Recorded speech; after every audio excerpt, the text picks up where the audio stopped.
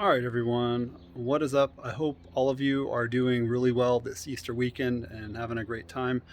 It's been a while since I put something out, and I wanted to put something out in regards to the Harbor Freight anvil that I recently purchased about 2 weeks ago. I was curious about removing the paint on it, and so I went ahead and started in on that endeavor, and I wanted to show you how I did it and the results I got. Simply for the fact I was just kind of curious what was really underneath the paint and what I just might dig up. So also, I just kind of like the patina, the natural patina of just kind of that something that just gets rusty over time. Not like where it's heavily like cankered with rust, but just has like that gentle brown patina that you see on a lot of antique tools and stuff like that.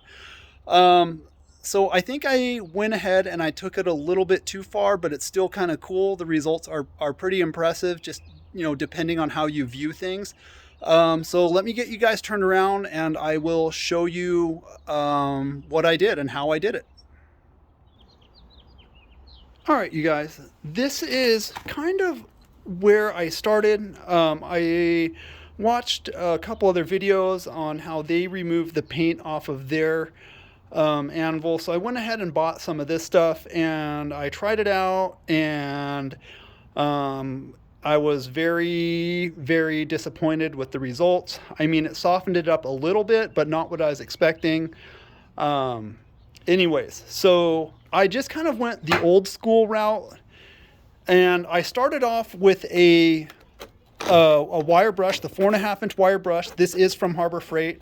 They used to be $4.99, but I think they might be a little bit more than that now, but they're still reasonable.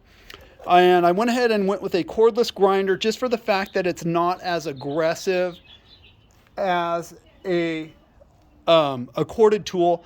Because even though it is an anvil, I still wanted to just kind of be careful. And then after I did that, I moved up to a pneumatic angle grinder. Still simply for the fact that it was just a little bit more aggressive than the cordless tool, but not as aggressive as a corded tool. So started off with that. Then I graduated into the Warrior black polycarbonate abrasive wheel. I absolutely love these things for doing heavy stripping. They work phenomenal.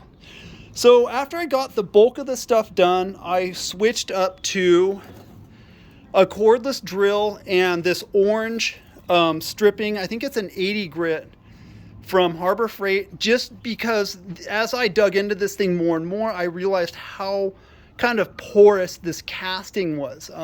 It's almost like they didn't use a fine enough sand when they, casted this thing, but it is what it is, and it's cool. It's all good. So this thing here, if you work one direction with it, what it does is it'll wear down the brushes in one way, and then you put it in reverse, and then it sharpens the other way. So when you flip it directions on it, you get a really sharp cutting surface, and it just worked out really, really, really well. So I don't know if you can see this. It almost looks like it has been chrome plated. But it just, I mean, this thing, it just looks stunning, like just an awesome conversation piece. And another thing too, this anvil, if you cleaned it up really well and there was somebody you wanted to make a gift for somebody, or if you worked with somebody who is retiring and, the guys got together and got an anvil and polished it and signed it and put a clear coat on it, it would just be an awesome, awesome gift. I know it is just an anvil, and I know I got a little bit carried away, but just by putting a little bit of effort and time into something, the results can just be stunning. I literally took the lipstick off of a pig on this one. So anyway, so how I got it to really shine. So a long time I've had this Warrior brand polishing and sanding kit, and I've never really had a use for it. I've had it so long the package turned yellow and just kind of dry rotted on me a little bit. So what I did was, after I got done with the aforementioned steps that I took, I went ahead and I hit it with this, the 40 grit, or no, 40 grit, bumped up to 80.